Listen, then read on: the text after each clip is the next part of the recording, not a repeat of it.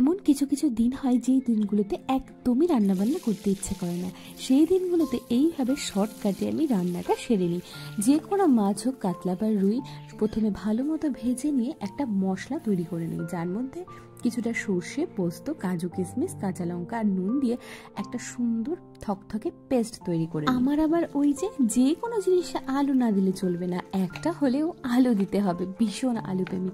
আলুটাও ভালো মতো কেটে নিলাম 4 ফাল্টি করে। তারপর তেলে সামান্য একটু কালো জিরে আর পেঁয়াজ ফোড়ন দিয়ে এর মধ্যে আলুগুলো দিয়ে ভেজে নেব এবং এর মধ্যে দিয়ে দেব টমেটো। তবে পেঁয়াজ বা টমেটো না দিলেও কিন্তু রান্নাটা চলে। আর এই রান্নার মশলা বলতে সামান্য হলুদ, নুন আর চিনি দিয়ে একটু ভেজে নেব। আর এই থকথকে যে পেস্টটা তৈরি করে রেখেছিলাম সেটা এর মধ্যে দিয়ে ভালো মতো করে কষিয়ে নিতে হবে। আর কষানো হয়ে গেলে এর মধ্যে দিয়ে দেব পরিমাণ মতো জল। আর এভাবে রান্না করতে করতে মাঝে মাঝেই কিন্তু আমার মেয়ে ঘুম থেকে উঠে যায়। এই যেমন আজ উঠে গেছে, তো ওকে নিয়ে নাচবো, নাচতে নাচতেই রান্না করবো, এগুলো এখন আমার ডেইলি রুটিন হয়ে গেছে। মানে মা মেয়েতে মিলে রান্না বান্না করি। এবার আবার ঝোলটা ফুটে গেলে এর মধ্যে ভাজা মাছগুলো দিয়ে সামান্য কিছুক্ষণের জন্য ঢেকে রেখে দিই। ও হ্যাঁ, এই সময় কিন্তু নুনটাও একবার টেস্ট করে নেবে, কারণ সেটাও কিন্তু মেইন ব্যাপার।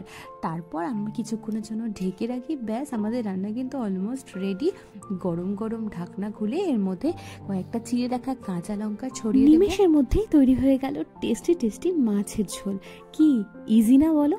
অবশ্যই কিন্তু একবার ট্রাই করো আর এবং আমাকে জানিও কেমন লাগলো রেসিপিটা। গরম গরম ভাত সাথে এই মাছের ঝোল ফাটাফাটি। আর যে কোনো অনুষ্ঠানের দিনেও কিন্তু এই রেসিপিটা করে অন্যকে তাক লাগিয়ে দিতে পারো।